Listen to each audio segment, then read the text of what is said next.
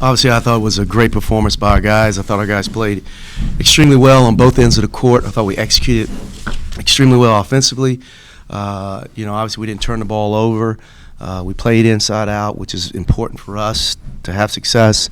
And then defensively, I thought we were terrific. We were dialed in. We gave up some threes. Isaiah made some threes there in the first half, where I thought we needed to get there, obviously, a second quicker.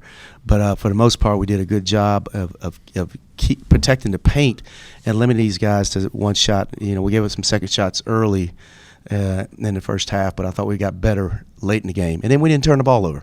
And I think we had 5 turnovers with about 3-4 minutes left to go in the ball game, and we had a couple there at the end. But really proud of our execution on both ends.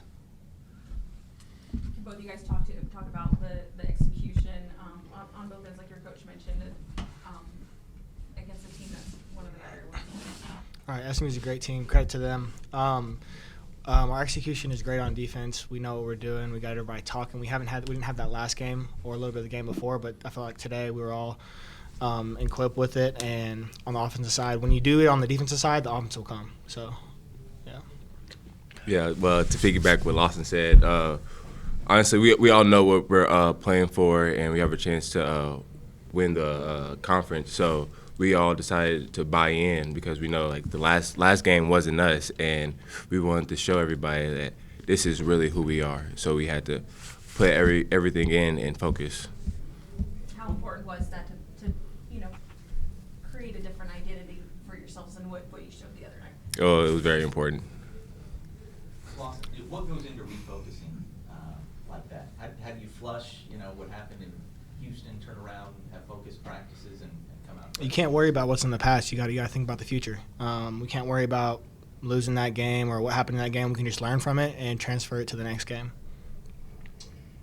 Both of you, what were you guys doing to really frustrate them in the second half? I know they got the attack, but that seemed like a boiled over frustration. So what do you think the most important thing you're doing to frustrate them? I would say just playing our defense, because honestly nobody wants to play our defense in the half court. So we was just being intense on the ball, trying to box out hard, just basically getting under their skin, and basically that's what we did. And to piggyback on Darian, our defense, a lot of people don't like playing our defense because it's like a matchup zone and people don't really know what to do. And when we're out there talking, and especially communication, that scares a lot of people when you're talking, you know what they're doing, and stuff. They're like, oh gosh, what I got to do. But we executed very well on the defensive side, which I said before led to the offensive side. Lawson, if it was easy to talk on defense so well that takes you to the level you guys were at today, I mean, people just do it all the time. What makes that a challenge? And I guess maybe speak more to when you are able to communicate what that does for you. Right. Some people don't like getting out of their comfort zone, and I feel like talking out loud and getting people involved and talking to this person or that person or telling somebody that they're wrong, they need to do this, is really hard because they don't want to get out of their comfort zone.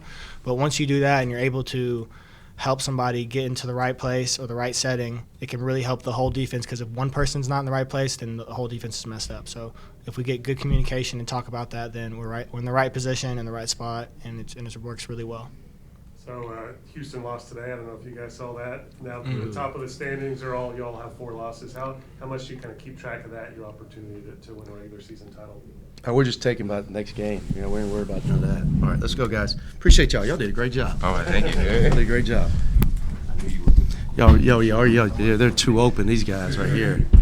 You don't want them answering that? No, man, we're just trying to play. I mean, yeah, this is too much, man. Too much. These two, whoa, it's too much. Here we go. I'm all about coach speak, man. Okay, well, I'll ask you a similar question. I mean, it's obviously nice. Yeah. You want to see that loss and give you guys the chance to control your destiny a little Right. bit. I think Lawson and Martins are 2 seniors that are playing their butts off and being great leaders in the locker room, and they're playing like 2 seniors that are trying to get in the postseason, and that's great to see. I think that today was very noticeable how well Lawson and Martins played. Obviously, Lawson scores today, but we all know Lawson's value is more than how many points he scores. And but both those guys are playing like 2 seniors are trying to get their team to postseason. Don't you think it's interesting how much more he's scoring since he cut his hair?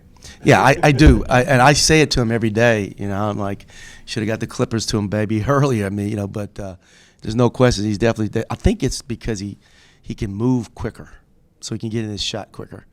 There's a reason behind it. There's something behind it. Anything else?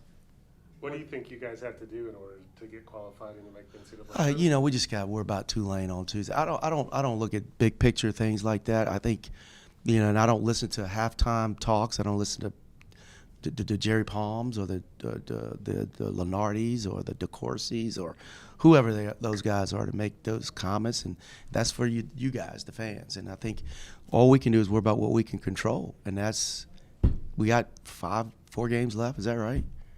How many games we got left? 4 games left. Tulane's next. We got to just take care of our business. I think you can control. We are in a position where we can control our destiny. So just keep winning. You know, that's all you can do. And you went with a smaller starting lineup. Mm-hmm. Just talk a little bit about that. Well, I obviously didn't want. I wanted to keep Martins coming off the bench, but I felt like we needed to. The way they play, the way they spread you out and could shoot threes, I want to make sure we were able to get to them, start the game, and not to get off to a good start where they got some really open looks where we were slow closing out. I wanted quickness out there to get to their shooters. To force 16 turnovers and only turn it over 9 times yourself, you're able to play aggressive and, you know, Yeah. get them into a frenetic situation, but then you're controlled within that as well. I mean, I guess speak to kind of finding that magic level. Well, I think our point guards in Isaiah and Eli were outstanding, and because the kid Davis he's a pest. I mean, he's tough. I mean, he's really, really good. But I thought our guys we controlled the ball. We had great ball handling and understanding what we had to do to alleviate some of their pressure. And then I think on defense, we just wanted to make sure we seal those gaps and not give them driving lanes. And we knew they were going to take some threes, and we just hoped they didn't make a whole bunch of them. And I think that was our plan going into the game.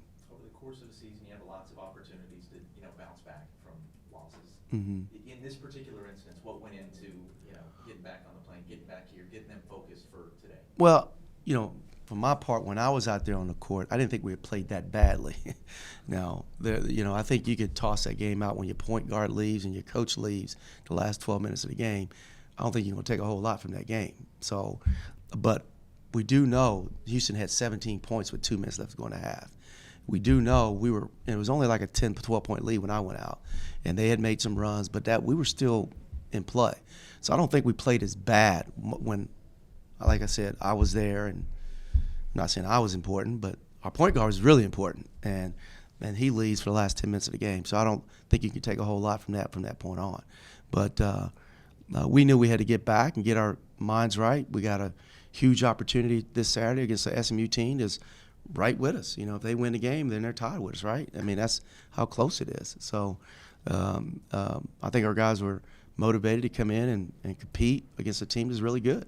And now we got to go a quick turnaround against a Tulane team that beat these guys and then went on the road and won in Central Florida. So we know how good they're going to be. This conference is very, very good. And we understand we got to play well to win every night we play. So it's going to be important we get ourselves ready to go against a Tulane team that's very capable. All right, thanks, Coach. Thank you. Appreciate you guys being here.